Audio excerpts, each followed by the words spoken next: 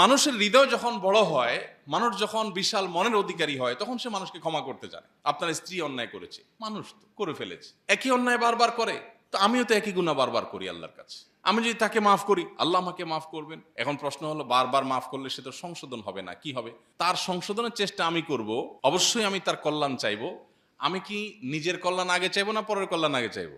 নিজেরটা। তো ক্ষমা করলে তো আমার লাভ। ক্ষমা করলে যদি সে সংশোধন না হয়, তাহলে সেক্ষেত্রে তার ক্ষতি, কিন্তু ক্ষমা করলে তো লাভ আমার, আমি তো আমার লাভের চিন্তা আগে করবো। আমরা বিভিন্ন সময় আঘাতপ্রাপ্ত হই, মনোবেদনায় ভুগি, অনেক মনে কষ্টের মুখোমুখি আমরা হই। এই পরিস্থিতিগুলোর মুখোমুখি হওয়ার পর সাধারণত স্বভাবত প্রকৃতিগতভাবেই আমরা রাগান্বিত হই, ক্রোধান্বিত হই, আমাদের কষ্ট হয়, দুঃখ হয়। এই পরিস্থিতিতে আমরা একজন ইমানদার হিসাবে কোরআন এবং হাদিসের আলোকে বিশেষ কিছু পদক্ষেপ নেয়ার কথা নির্দেশিত হয়েছি। আল্লাহ এবং তার রাসূল আমাদেরকে নির্দেশ করেছেন। সেই নির্দেশনাগুলোর মধ্য থেকে অন্যতম একটা নির্দেশনা হলো, আমরা যদি কারোর দ্বারায় কষ্ট পাই, আঘাতপ্রাপ্ত হই, তাহলে তাকে ক্ষমা করে দেওয়া। এটা এমন একটা গুণ যে পুরো কোরআন জুড়ে আল্লাহ তাআলা ক্ষমাশীলতাকে যারা পছন্দ করেন তাদের প্রশংসা করেছেন। আর আল্লাহ রাব্বুল আলামিনের যে সমস্ত তার শানের সাথে সামঞ্জস্যপূর্ণ যে সমস্ত গুণাবলী আছে, এর মধ্যে অন্যতম একটা হলো তিনি আল আফু, তিনি ক্ষমাশীল, তিনি সবাইকে ক্ষমা করতে পছন্দ করেন। হ্যাঁ, ক্রাইটেরিয়া দেওয়া আছে। এমন কোনো পাপ পৃথিবীতে রাখেননি আল্লাহ তাআলা যে পাপ করে পৃথিবীতে মাপ চাইলে আল্লাহ মাফ করবেন না, এমন একটা পাপও রাখেননি। আমরা একটি আয়াতের ব্যাখ্যায় অনেকে বিভ্রান্তিতে পড়ে যাই বা ভুল বুঝি। সেটা হলো, আল্লাহ তাআলা বলেছেন, ইন্নাল্লাহা লা ইয়াগফিরু আন ইউশরাকা বিহি, আল্লাহর সঙ্গে শিরক করা হলে আল্লাহ সেটা মাফ করবেন না। ওয়া ইয়াগফিরু মা দুনা যালিকা লিমান ইয়াশা, শিরকের চাইতে সাধারণ বা শিরকের চাইতে কম মাত্রার যত অপরাধ আছে সেগুলো আল্লাহ যাকে ইচ্ছা তাকে মাফ করবেন। এই আয়াতের ব্যাখ্যা, আমরা অনেকে মনে করি যে শিরক এটা অমার্জনীয় অপরাধ। শিরক অমার্জনীয় অপরাধ। শর্ত হলো, জীবদ্দশায় যদি মানুষ শিরকের গুনাহ থেকে আল্লাহর কাছে মাফ চায়, আল্লাহ সেটাও মাফ করে দেন। সাহাবীদের অনেকে যারা একসময় মুশরিক ছিলেন, পরে তারা ইসলামে এসেছেন, আল্লাহ মাফ করেন নাই? হ্যাঁ, এই আয়াতের অর্থ হলো, শিরকের অপরাধের দায় নিয়ে যদি কেউ মারা যায়, কিয়ামতে আল্লাহ তাকে মাফ করবেন না। সেটা আল্লাহ চূড়ান্ত ঘোষণা দিয়ে দিয়েছেন, সেটা অমোঘ বিধান, অপরিবর্তনীয়। কিন্তু এই আয়াতের অর্থ এটা না যে জীবদ্দশায় মাফ হবে না। তাহলে এই আয়াতকে সামনে রাখলে আমরা দেখি আল্লাহ সুবহানাহু ওয়া তাআলা সব গুনাহ মাফ করবেন। কোরআন কারীমে আল্লাহ অন্য আয়াতে বলেছেন, লা তাকনাতু মির রাহমাতিল্লাহ, তোমরা আল্লাহর রহমতের আশা কখনো ছাড়বে না। ইন্নাল্লাহা ইয়াগফিরু যুনুবা জামিআ, আল্লাহ সকল গুনাহ মাফ করবেন। ইয়াগফিরু যুনুবা জামিআ, সকল গুনাহ। এখানে আল্লাহ বলেন নাই ইল্লা, বলেন নাই। আল্লাহ বলেন নাই যে অমুক গুনাহ অ্যাকসেপ্ট, এটা বাদে আল্লাহ বাকিগুলো মাফ করবেন, এরকম কোনো কথা আল্লাহ বলেন নাই। আল্লাহ বলেছেন সকল গুনাহ আল্লাহ মাফ করবেন। ইন্নাল্লাহা ইয়াগফিরু যুনুবা জামিআ, সকল পাপ আল্লাহ মাফ করবেন। তাহলে আয়াতের আলোকে বোঝা গেল, আল্লাহর জমিনে এমন কোন পাপ, এমন কোন অপরাধ আল্লাহ রাখেন নাই যেটা আল্লাহ ক্ষমা করবেন না পৃথিবীতে। হ্যাঁ, কিয়ামতে আল্লাহ তাআলা শিরকের গুনাহ মাফ করবেন না, বাকিগুলো মাফ করবেন। তো আয়াত থেকে আমরা পরিষ্কার ধারণা পাই যে আল্লাহ তাআলা ক্ষমাশীলতাকে কত পছন্দ করেন, যে সবগুলো আল্লাহ মাফ করবেন। মানুষ হিসাবে কেউ যখন আমাদের প্রতি অবিচার করে, জুলুম করে, কষ্ট দেয়, আঘাত দেয় আমাদেরকে, আমাদের কোনো হক বা অধিকার নষ্ট করে, আমরা রাগান্বিত হই। এই রাগান্বিত হওয়াটা আমাদের প্রকৃতিগত বিষয়, এটা ফিতরাতি বিষয়। কিন্তু ইমানদার সুলভ আচরণ হবে, ইমানদার সুলভ আখলাক হবে। রাগান্বিত হওয়ার পরও আল্লাহ রাব্বুল আলামিনের খাতিরে, আল্লাহকে সন্তুষ্ট করার জন্য আমি আল্লাহর বান্দাকে মাফ করে দিব, এটা হবে ইমানের দাবি। আল্লাহ রাব্বুল আলামিন ক্ষমাশীলতাকে এত পছন্দ করেন, এত পছন্দ করেন, যে কোরআনে কারীমে সূরা আলে ইমরান 134 নম্বর আয়াতে আল্লাহ তাআলা মুত্তাকিদের কয়েকটা বৈশিষ্ট্য উল্লেখ করেছেন। পুরো কোরআন জুড়ে মুত্তাকিদের প্রায় 40 থেকে 50টি বৈশিষ্ট্যের কথা উল্লেখ করা হয়েছে। এর মধ্যে এই আয়াতে আল্লাহ তাআলা কয়েকটি বৈশিষ্ট্য উল্লেখ করেছেন। আল্লাহ তাআলা জান্নাত এর অধিকারী যে মুত্তাকিরা হবেন তাদের বৈশিষ্ট্য বলতে গিয়ে বলেছেন, আল্লাযীনা ইউনফিকুনা ফিস সাররাই ওয়াদ দাররা, যারা সুখে এবং দুঃখে, সর্বাবস্থায় যারা দান করে। অনেকে সুখে দান করে, অনেকে আবার দুঃখে দান করে। মানুষের ভিন্ন ভিন্ন প্রকৃতি আছে। কিছু মানুষ আছে ঠেকা পড়ে গেলে দান দক্ষিণা শুরু করে, ভালো অবস্থায় আল্লাহকে ভুলে যায়। আবার কিছু লোক আছে উল্টা, দিনকাল ভালো গেলে কিছু দান সাদেকা করে, একটু কষ্ট গেলে আর কিছু করে না। আল্লাহ তাআলা এখানে বলেছেন, যারা সুখে এবং দুঃখে, সচ্ছলতা এবং অসচ্ছলতায় উভয় অবস্থায় দান করে। অসচ্ছল অবস্থায় দান করবে কিভাবে? যতটুকু সামর্থ্য আছে ততটুকু। অন্য সময় আমি 1000 টাকা দান করতে পারতাম, এখন 10 টাকা দান করলাম, এখন 100 টাকা দান করলাম। এটাই ইমানদার মুত্তাকিদের বৈশিষ্ট্য, জান্নাতের অধিবাসীদের বৈশিষ্ট্য। আরেকটা হলো ওয়াল কাযিমিনাল গাইজ, যারা রাগ সংবরণ করে। বড় কঠিন একটা কাজ। যারা রাগ সংবরণ করতে পারে, ক্রোধ নিয়ন্ত্রণ করতে পারে, এই মানুষ পাওয়া বড় কঠিন হয়ে গেছে। এখন প্রত্যেকটা মানুষের স্বভাবই হলো ভয়ঙ্কর রকমের। বিশেষ করে আমাদের যে লাইফস্টাইল, আমাদের যে খাদ্যাভ্যাস, আমাদের যে সুন্নাহ পরিপন্থী পদ্ধতি এবং সিস্টেমের মধ্যে আমরা প্রবেশ করে গেছি, এর ফলশ্রুতিতে আমরা ক্রেজি হয়ে উঠছি। আমি একটা কথা প্রায় বলার চেষ্টা করি, আমরা আমাদের শৈশবে যে সমস্ত বাচ্চা কাচ্চা দেখেছি, আমাদের চাইতে আরো যারা সিনিয়র আছেন, আপনারা আপনাদের শৈশবে যে সমস্ত বাচ্চা কাচ্চা দেখেছেন, ছোট ছোট শিশুদেরকে দেখেছেন, আপনি একটু যদি মেলাবার চেষ্টা করেন এখনকার শিশুদের সাথে তখনকার শিশুদের, একটা মৌলিক পার্থক্যের জায়গা হলো এখনকার শিশুরা সবই প্রায় ক্রেজি। শিশু তো শিশু, সে তো বুঝে না, তার তো কোনো দোষ নাই, আমি শিশুকে দোষ দিচ্ছি না। আমি বলছি আমাদের লাইফস্টাইলের ফল আমাদের ব্যক্তি জীবনে বিভিন্নভাবে পড়ে, শিশুর মধ্যেও সেটা পড়েছে। এর ফলশ্রুতিতে আমরা বেশিরভাগ মানসিক ক্রোধান্বিত, ক্রেজি, বদমেজাজ, রাগী। আবার অনেকে আছেন নিজের বদমেজাজ বা ক্রোধ বা নিয়ন্ত্রণহীন রাগ, এটা নিয়ে তিনি খুব প্রাউড করেন, খুব গর্ব করেন, ভাবসাব এমনভাবে জাহির করেন যে ভাই আমি উল্টাপাল্টা দেখতে পাই না, আমার মাথা ঠিক থাকে না উল্টাপাল্টা দেখতে, মানে আমি এত নীতিবান, এত আদর্শবান মানুষ যে আমি কোনো উল্টাপাল্টা সহ্য করি না, বাট নিজে অনেক আকাম করি। এই উল্টাপাল্টা দেখলে মাথা ঠিক থাকে না, সেটা হলো কার উল্টাপাল্টা? অন্যদের গুলো দেখলে আমার চান্দি গরম হয়ে যায়, বাট আমি নিজে ঠান্ডা মাথায় আল্লাহর নাফরমানি করি, তখন আমার মাথা গরম হয় না।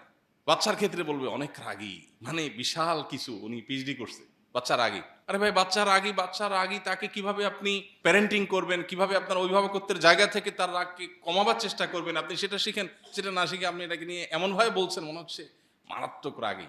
আর চুপচাপ একটু ভদ্র কিসিমের হলে বলে মনে হয় মেধা টেধা কম মনে হয়, একটু বোকাশোকা মনে হয়। তো আল্লাহ তাআলা বলেছেন ওয়াল কাযিমিন আল গাইজ, যারা রাগকে সংবরণ করে।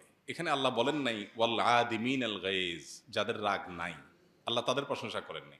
রাগ নাই দোঁড়ার সাপের মতো, এদের প্রশংসা আল্লাহ করেননি। আল্লাহ বলছেন রাগকে যারা নিয়ন্ত্রণ করে তারা হলো মুত্তাকি।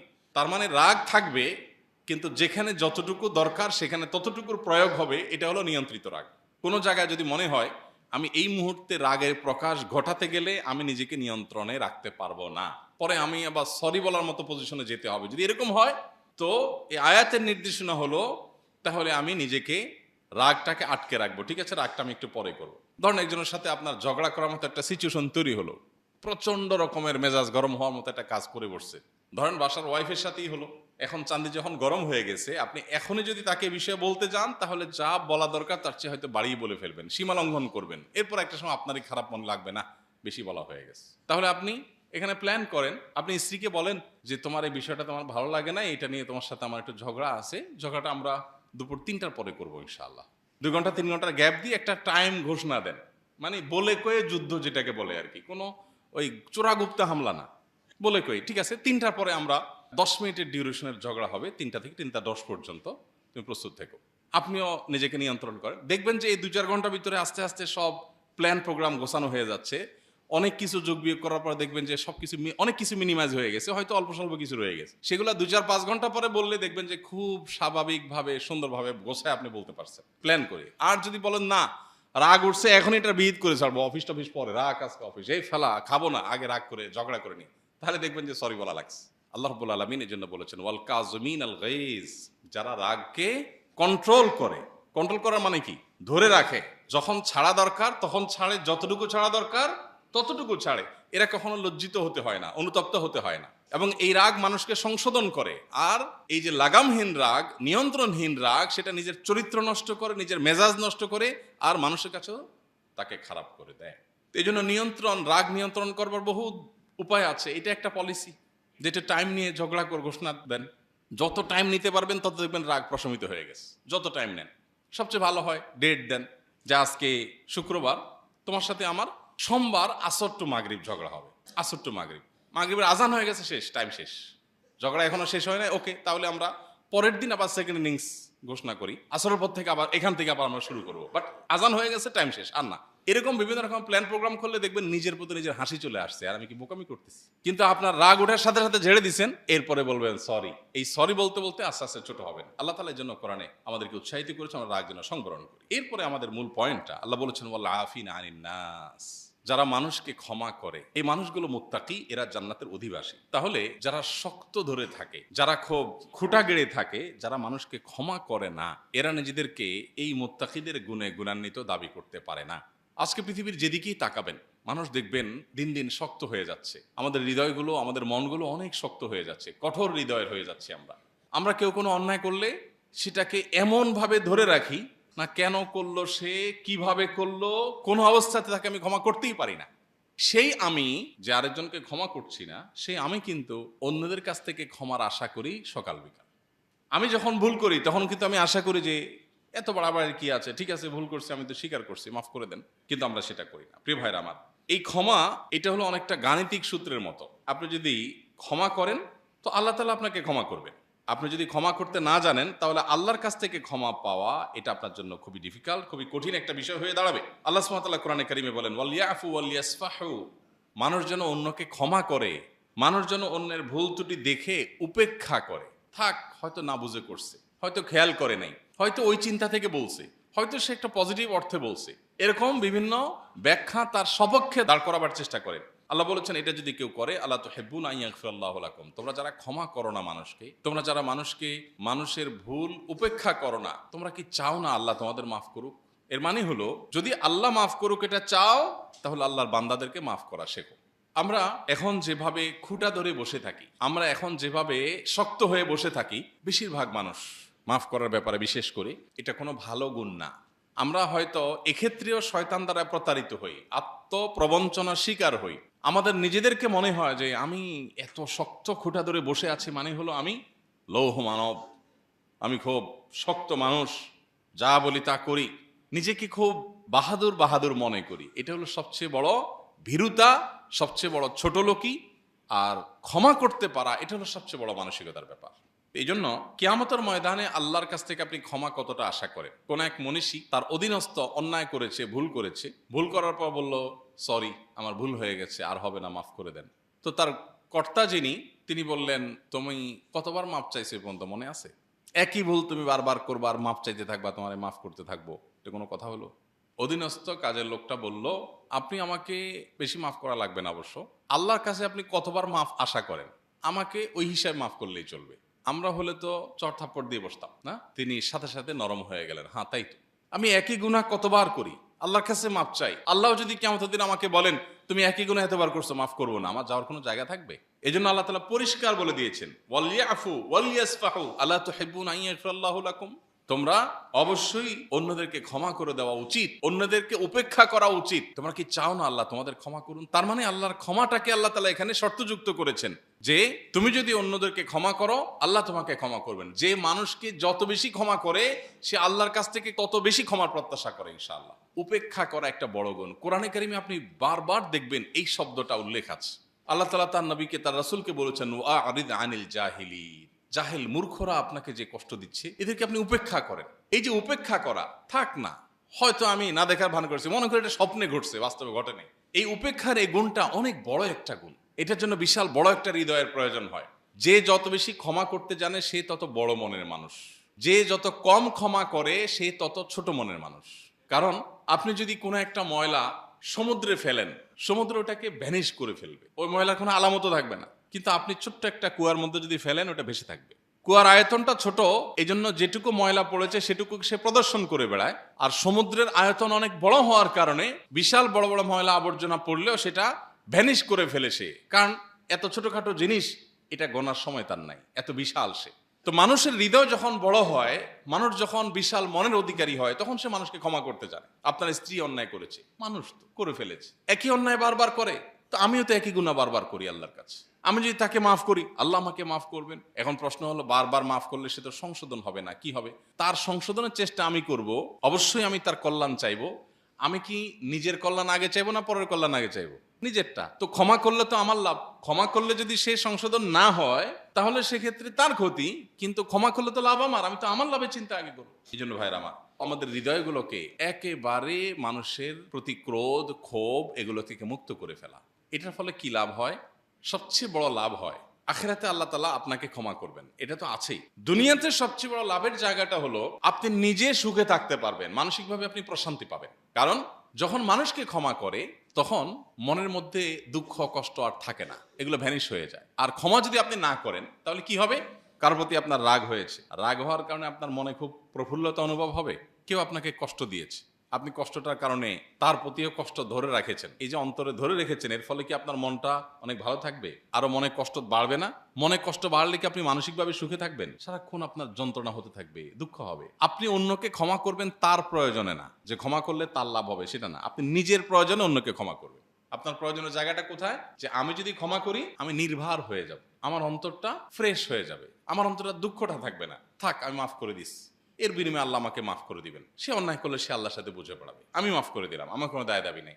অনেকে আছেন ধরে রাখেন, তুই আমার এটা করছস, কাল কিয়ামতে তোর সাথে আমার দেখা হবে, দেখিস। তো আল্লাহ কিয়ামতে আপনারা ধরবেন, কারণ আপনি আল্লাহর বান্দারা ধরছেন। আপনি মাফ করে দেন, করে বলেন আল্লাহ তুমি না কোরআনে বলেছো মানুষ যেন ক্ষমা করে উপেক্ষা করে, তাহলে তুমি ক্ষমা করবা, তো তোমার বান্দারা আমি ক্ষমা করে দিলাম, বিনিময়ে তুমি আমার মাফ করে দিও।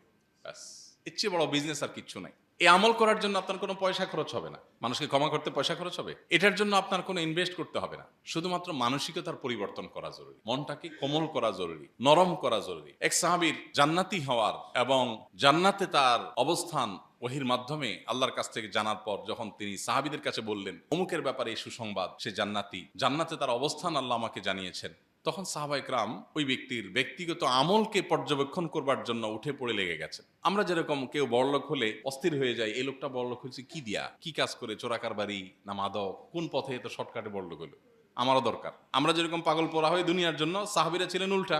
তারা আখিরাতে বিশ্বাসটা আমাদের মতো ছিল না, সিরিয়াস বিশ্বাস ছিল, সত্যিকারের ইমানদার ছিলেন। যার কারণে তারা যখন শুনতেন কোন সাহাবীর একটা ফজিলত আছে, তাহলে তিনি কি আমল করে এই ফজিলত পেয়েছেন, কিভাবে আল্লাহকে সন্তুষ্ট করলেন, তারা ব্যাকুল হয়ে যেতেন। তো কয়েকজন সাহাবী, ওই সাহাবী যার সম্পর্কে নবীজি একটা মন্তব্য করলেন, তার ব্যক্তিগত জীবনকে খুব নিবিড়ভাবে পর্যবেক্ষণ করা শুরু করলেন, যে কি এমন জিনিস আছে তার মধ্যে যে নবীজি তার সম্পর্কে এত বড় ফজিলত মর্যাদার কথা বললেন। পর্যবেক্ষণ করে দেখা গেল বিশেষ তেমন কিছু আসলে পাওয়া যাচ্ছে না। তিনি একজন সাদামাটা মানুষ, অন্যদের মতো 5 ওয়াক্ত নামাজ পড়েন, বেসিক দিনের বিষয়গুলো মেনে চলেন, এক্সট্রা বিশেষ কিছু তারা উদ্ধার করতে পারলেন না। না পেরে তাকে পার্সোনালি জিজ্ঞেস করে বসলেন, ভাই বলেন তো আপনি আর কি এমন বিশেষত্ব আছে যে আপনি মর্যাদাটা পাইলেন? তিনি বলেন, ভাই আমার তো কোনো বিশেষত্ব আমি সত্যি খুঁজে পাচ্ছি না, আপনারা যা করেন আমি তো তাই করি। তো বলেন, না, এত সাদামাটা হলে আপনি এই ফজিলত কিভাবে পেলেন? কিছু তো আছে। তখন সাহাবী চিন্তা করে দেখলেন, ভাই আমি তো কোনো বিশেষ আমল করি না, যে এত আমল করি, এত নামাজ পড়ি, এত রাতভর তাহাজ্জুদ পড়ি, এত দান সাদাকা করি গোপনে, এমন কিছু নাই, আপনারা যা করেন আমিও তাই করি। বাট একটা জিনিস আছে, আমি প্রতিদিনই রাতে শোবার আগে প্রতিদিনই আমি চিন্তা করি আজকে আমার কারোর প্রতি কোনো দুঃখ আছে কিনা, কেউ কষ্ট দিয়েছে কিনা। তো শোয়ার আগে আমি পরিপূর্ণ তারপরে ফ্রেশ হয়ে যাই, থাক সে হয়তো ভুল করেছে, আমি টোটাল মাফ করে দিয়ে তাকে ঘুমাই, আমার মনে কারোর প্রতি কোনো দুঃখ থাকে না। আপনারা কোরআনে কারীমে একটা আয়াত শুনে থাকবেন, আল্লাহ বলেছেন ওয়ানাজাআনা মা ফি কুলুবিহিম মিন গিল। জান্নাতীদেরকে যখন জান্নাতে আল্লাহ প্রবেশ করাবেন, তার আগে একটা রিফাইন্ডিং কার্যক্রম হবে। জান্নাতীদেরকে আল্লাহ তাআলা জান্নাতে প্রবেশ করাবার আগ মুহূর্তে মানবীয় প্রকৃতিতে যে সমস্ত ভুল ত্রুটি থাকে বা নেগেটিভ দিক থাকে, এর ভিতরে একটা হলো অন্যের প্রতি কষ্ট, হিংসা বা শত্রুতা, বিদ্বেষ, গিল। এই জিনিসটাকে আল্লাহ তাআলা অন্তর থেকে পরিপূর্ণভাবে বের করে তারপর জান্নাতে প্রবেশ করাবেন। জান্নাতের অন্তরে কোনো কারোর প্রতি কোনো দুঃখ কষ্ট থাকবে না। তো এই জন্য ভাই, দুনিয়াতে এই আমলটার এক্সারসাইজ করতে পারি না আমরা ইনশাআল্লাহ? মাফ করলে কি লাভ হবে? আপনি নিজে সুখে থাকবেন, আখিরাতের জান্নাত তো পরে, নগদে আপনি নিজে সুখে থাকবেন। আপনি আজকে ট্রাই করেন, কারোর প্রতি খুব দুঃখ আছে তো আল্লাহকে বলেন, আল্লাহ তোমার বান্দাকে মাফ করলে তুমি মাফ করবা বলছো, আমি মাফ করে দিলাম, তুমি আমার মাফ করে দিও, এবং তার প্রতি ফ্রেশ হয়ে যান। সে অন্যায় করেছে, সে অন্যায়ের জন্য দায়ী থাকবে, বাট আমি মাফ করে দিলাম, আল্লাহর সাথে বোঝাপড়া হবে। তাহলে দেখবেন আপনি নির্ভার হয়ে যাবেন। আর কষ্ট যতদিন বয়ে বেড়াবেন তত কষ্ট আরো বাড়বে, আর যত সময় যাবে কষ্ট আরো বাড়বে। আপনার হাতে যদি একটা গ্লাস দেওয়া হয়, গ্লাসে যদি গ্লাস ভর্তি পানি থাকে, একটা গ্লাস ভর্তি পানি হাতে নেওয়া খুব কষ্টের কিছু না আমাদের জন্য। আপনার এই গ্লাসে হয়তো 150 বা 200 ml পানি আছে, সেটা নিয়ে আপনি দাঁড়িয়ে হাতে রেখে দিয়েছেন। কিন্তু এটা যদি আপনি 1 ঘন্টা রাখেন, 2 ঘন্টা রাখেন, 5 ঘন্টা রাখেন, 7 ঘন্টা রাখেন, তাহলে আস্তে আস্তে এই 200 ml পানি আপনার কাছে 200 কেজির মতো মনে হবে। আপনার কাছে 200 কেজি উঠে দেয় যতটা কষ্টের, দীর্ঘ সময় ধরে রাখতে রাখতে এটা সেরকম মনে হবে। কারোর প্রতি কষ্ট যখন মানুষ পুষে রাখে, আস্তে আস্তে আস্তে আস্তে সেটা বাড়তে থাকে। আর শয়তানের অনেক বড় একটা কাজের জায়গা হলো এইটা, শয়তান আপনাকে জেদি করবে, শয়তান আপনাকে অন্যের পরে প্রচন্ড রকমের শক্ত করে রাখবে। আর আপনি যখনই মাটির সাথে মিশে যাবেন, আল্লাহর জন্য ক্ষমা করে দিবেন, সাথে সাথে শয়তানের মুখে ছালি মারলেন। শয়তান ছাই মারা মুখে সে অপদস্থ হবে, পর্যদস্ত হবে এবং সে হেরে যাবে, আপনি জিতে যাবেন। কিন্তু শয়তান আপনাকে ভুল বোঝাবে। শয়তান বলবে, না মাফ করলে তো ছোট হয়ে যাবে, মাফ করলে তো ছোট হয়ে যাবে, আর ধরে রাখলে তুমি তো বড় হবে। এটা ভুল এবং শয়তানের মিথ্যাচার এবং মিথ্যা প্রতিশ্রুতি। আল্লাহ তাআলা কোরআনে কারিমে বারবার আমাদেরকে বিষয়টা সতর্ক করেছেন। শয়তান কিন্তু আমাদেরকে যা বলে সেটা মিথ্যা। যেমন আমরা যখন দান করতে যাই, শয়তান বলে দান করবি, তাহলে তো কমে যাবে। এটা মিথ্যা। দান করলে কমে না, আরো বাড়ে। ঠিক একইভাবে আপনি কাউকে ক্ষমা করলে আপনি আপনার মর্যাদা আরো বাড়বে, আরে আল্লাহর কাছেও বাড়বে, ওই মানুষটার কাছেও বাড়বে, আপনার নিজের কাছেও বাড়বে যে আমি বড় মনের পরিচয় দিলাম। কিন্তু শয়তান আপনাকে বলবে কি, ক্ষমা করলে তুমি নিচে নেমে গেলা, তুমি ধরে রাখলে এটা তুমি বড় বেটাগিরি করলা। নবী করিম সাল্লাল্লাহু আলাইহি ওয়াসাল্লাম একটা হাদিস সহিহ মুসলিমে আছে, তিনি বলেছেন ওমা যাদ আল্লাহু আবদান বিআফুবিন ইল্লা ইজ্জা। কোন মানুষ যখন কোন মানুষকে ক্ষমা করে আল্লাহ তখন তার মর্যাদা বাড়িয়ে দেন। মানুষকে যখন ক্ষমা করেন তখন মানুষ এর মর্যাদা আল্লাহ বাড়িয়ে দেন। অতএব ক্ষমা করা এটা দুর্বলতা নয়, বরং এটা শক্তিশালী হওয়ার প্রমাণ। ক্ষমা করা এটা মানুষের কোনো দুর্বলতা নয়, বরং এটা মানুষের সবলতার প্রমাণ। এটার জন্য শক্তির দরকার হয়, ক্ষমা না করে শক্ত থাকার ভিতরে কোনো যোগ্যতা নাই, এটার জন্য কোনো শক্তির প্রয়োজন হয় না। আজকাল বহু মানুষ আছেন, বহু মানুষ পাওয়া যায় ঠুনকো ছোট্ট একটা ইস্যুকে কেন্দ্র করে তিনি বিশাল মনে কষ্ট নিয়ে বসে আছেন, বিশাল মনে কষ্ট। অথচ সাহাবায়ে কেরামের হিস্ট্রি যদি আমরা শুনি আমরা অবাক হয়ে যাই। খোদ নবী করিম সাল্লাল্লাহু আলাইহি সাল্লামের চাচা উহুদের ময়দানে যার কলিজা চিবিয়ে খেয়েছেন একজন নারী, লাশের বুক কেটে কলিজা বের করে দাঁড়িয়ে চিবিয়ে খেয়েছেন। এত নির্মমতা, এত হিংস্রতার পর যখন নবীজির সামনে আসছেন এই নারী, নবী সাল্লাল্লাহু আলাইহি সাল্লাম তিনি যখন ইসলাম গ্রহণ করেছেন, তার ভুল বুঝতে পেরেছেন, নবীজি তাকে মাফ করে দিয়েছেন। চিন্তা করা যায়, নবীজির ক্ষমাশীলতার সবচেয়ে উজ্জ্বল উদাহরণ পাবেন আপনি মক্কা বিজয়ের সময়। যে মানুষগুলো তিলে তিলে শেষ করেছে, সুমাইয়া রাদিয়াল্লাহু তাআলা আনহার নির্মম ভাবে একজন নারীকে বর্ষার আঘাতে, শরীরের স্পর্শকাতর অংশে বর্ষার আঘাতে একজন নারীকে শাহাদাত বরণ করতে বাধ্য করেছে।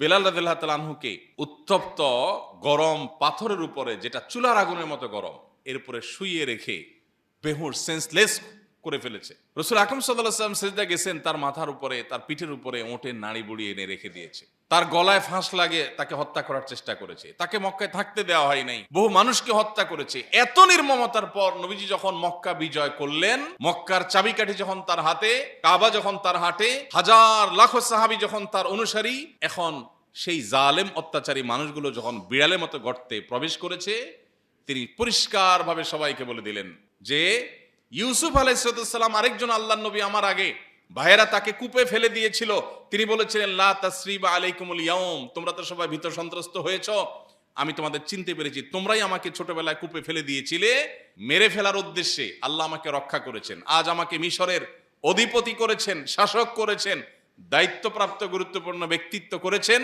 লা তাসরিবা আলাইকুমুল ইয়াউম, যাও, কোনো প্রতিশোধ নাই, সবাইকে মাফ করে দিলাম। নবীজি মক্কা বিজয়ের দিন বলেছেন, আমার ভাই ইউসুফ যেভাবে তার ভাইদেরকে মাফ করে দিয়েছে, এ মক্কার জালেম অত্যাচারীরা সবগুলোকে মাফ করে দিলাম। আপনি সেই নবীর উম্মত, আপনি আপনার ভাইকে, বোনকে, স্ত্রীকে মাফ করতে পারছেন না, স্বামীকে মাফ করতে পারছেন না, আপনি আপনার আত্মীয়স্বজনকে মাফ করতে পারছেন না, সহকর্মীকে মাফ করতে পারছেন না, শয়তান আপনাকে বাধা দিয়ে রাখছে। ভাইরা আমার, আমাদের আখিরাতের প্রয়োজনে, আমাদের ঈমানের প্রয়োজনে, আমাদের নিজেদের শান্তিতে থাকার প্রয়োজনে আল্লাহর কাছ থেকে কিয়ামতের দিন ক্ষমা পাওয়ার আশায় আমরা মানুষকে মাফ করবো তো ইনশাআল্লাহ। আপনি যদি আজ থেকে সবাইকে ক্ষমা করা শিখেন, কিয়ামতের দিন যদি আল্লাহকে আপনাকে ডেকে বলেন, বান্দা তুমি আমার সব বান্দাদেরকে ক্ষমা করছো, আজকে তোমার সব আমি মাফ করে দিব, এর চেয়ে বড় সৌভাগ্যের বিষয় আর কি হতে পারে? চেষ্টা করা যাবে না ইনশাআল্লাহ? আল্লাহ আমাদের সবাইকে তৌফিক দান করুন। আল্লাহ রাব্বুল আলামিন বলেছেন ওয়া জাযাউ সাইয়্যাতিন সাইয়্যাতুম মিসলুহা, যদি আপনার মনে হয় না আমি প্রতিশোধ নেবই, সে অন্যায় করেছে আমি মাফ করব না, তো ইসলাম আপনাকে বাধ্য করে না। আপনি যদি প্রতিশোধ নিতে চান তাহলে যে যতটুকু অন্যায় করেছেন ততটুকু আপনি পারবেন দিতে। একজন আপনাকে একটা কিল দিয়েছেন, ঘুষি দিয়েছেন, ওই কিলটা ধরেন 2 কেজি ওজনের, এখন আপনি যে পাল্টা একটা কিল দিবেন সেটা যে বরাবর 2 কেজি হবে, এটা কিভাবে মাপবেন? সাধারণত জেদের পরে যেটা, অ্যাকশনের পরে রিয়াকশন যেটা হয়, মারার পরে তো আপনি ব্যথা পাইছেন, এখন জেদ তো বাড়ছে, এখন যে ঘুষিটা হবে ওইটা ওই লোক যদি 1 কেজি ওজনের দেয়, আপনারটা কিন্তু 1.5 কেজি হবে, মাস হবে না? তাহলে বাকি হাফ কেজি যে বেশি দিলেন আপনি, এর জন্য কিয়ামতের দিন আপনার বিচার হবে যে তুমি তো অতিরিক্ত করেছো, সে যা করেছে তার চেয়ে বেশি করলে। কেউ আপনাকে একটা কটু কথা বললো, আপনি যদি একটা কটু কথা বলেন, সাধারণত কি হয়, কেউ যদি কটু কথা 1 লাইন বলে, পাল্টা বলা হয় 2 লাইন, ঠিক না? এই যে বিষয়গুলো, এগুলোর জন্য আল্লাহ তাআলা দারুণ একটা সূত্র বলেছেন সূরা 40 নম্বর আয়াত। আল্লাহ বলেছেন ওয়া জাযাউ সাইয়্যাতিন সাইয়্যাতুম মিসলুহা, যদি কেউ খারাপ করে তাহলে যতটুকু করেছে ততটুকু খারাপ বা ততটুকু বিনিময়ে তাকে দেয়া যেতে পারে, ততটুকু তার প্রাপ্য তাকে বুঝায় দেয়া যেতে পারে। কিন্তু মনে রাখতে হবে ফামান আফা ওয়া আসলাহ, যদি কেউ ক্ষমা করে আর সংশোধন করে নেয়, ফাআজরুহু আলাল্লাহ, তাহলে তার বিনিময় আল্লাহর কাছে জমা থাকলো। সুবহানাল্লাহ। আপনি যদি মাফ করেন যে ঠিক আছে আমি তো, সে যতটুকু করেছে ততটুকু তাকে আমি প্রতিশোধ নেওয়ার অধিকার আমার আছে, বাট আমি যদি মাফ করে দেই তাহলে আল্লাহ আমাকে, আল্লাহর কাছে আমার বিনিময় রিজার্ভ আছে। ফাআজরুহু আলাল্লাহ, শব্দের উপস্থাপনের মধ্যে এক ধরনের আবেগ আছে, এই উপস্থাপনের মধ্যে এক ধরনের প্রতিশ্রুতি আছে। ফাআজরুহু আলাল্লাহ, আল্লাহর কাছে তার আজর, তার বিনিময় জমা থাকলো। চমৎকার এবং হৃদয়গ্রাহী একটা উপস্থাপন। এই জন্য ভাইরা আমার, আমরা মানুষকে মাফ করবো তো ইনশাআল্লাহ। আল্লাহ বলেছেন ওমান আকাবা ফাআকিবু বিমিসলি মা উকিবতুম বিহি, কেউ যদি প্রতিশোধ নিতে চায় যতটুকু হয় ততটুকু সে নিতে পারে। আর যদি কেউ ধৈর্য ধারণ করে, এটা না করে প্রতিশোধ না নিয়ে সে ধৈর্য ধারণ করে, লাহুয়া খায়রুল লিস-সাবিরিন, তাহলে সেটা ধৈর্য ধারণকারীদের জন্য সবচাইতে উত্তম। আমরা ক্ষমা করার চেষ্টা করবো তো ইনশাআল্লাহ। আল্লাহ তাআলা আমাদের সবাইকে মানুষকে ক্ষমা করার এই অভ্যাসটা গড়ে তোলার তৌফিক দান করুন। অন্তরগুলো যদি শক্ত হয়ে যায়, আল্লাহর কাছে অন্তর বিগলিত হওয়ার জন্য আমরা দোয়া করব। আল্লাহুম্মা আতি নাফসি তাকওয়াহা ওয়া যাক্কিহা ওয়া আনতা খায়রু মান যাক্কাহা আনতা ওয়ালিয়্যুহা ওয়া মাওলাহা। ভাইরা আমার, রাগের মুহূর্তে আমাদের রোল কি হবে সেটা গুরুত্বপূর্ণ। এ বিষয়ে কথা বলতে দেওয়া হলে আপনিও হয়তো অনেক চমৎকার চমৎকার কথা বলতে পারবেন, কিন্তু যখন মাথা গরম হয়ে যায়, চান্দি যখন গরম হয়ে যায়, তখন আমি কি করছি সেটা হলো ইম্পর্টেন্ট। আমরা চেষ্টা করব নিজেদেরকে নিয়ন্ত্রণ করার এবং অন্যদেরকে ক্ষমা করার চেষ্টা করা যাবে না ইনশাআল্লাহ। আল্লাহ আমাদের সবাইকে তৌফিক দান করুন।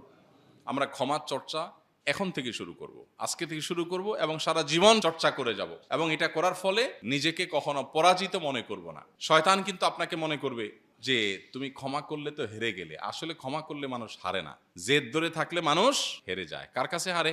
শয়তানের কাছে হারে, নিজের কাছে নিজে হেরে যায়। এই জন্য এই জিনিসটা আমরা চর্চা করবো ইনশাল্লাহ। এখন ঘরে ঘরে এই যে সংসারগুলো টিকছে না, টুনটান কিছু হচ্ছে, টুকটাক কিছু হচ্ছে, বিচ্ছেদের দিকে চলে যাচ্ছে।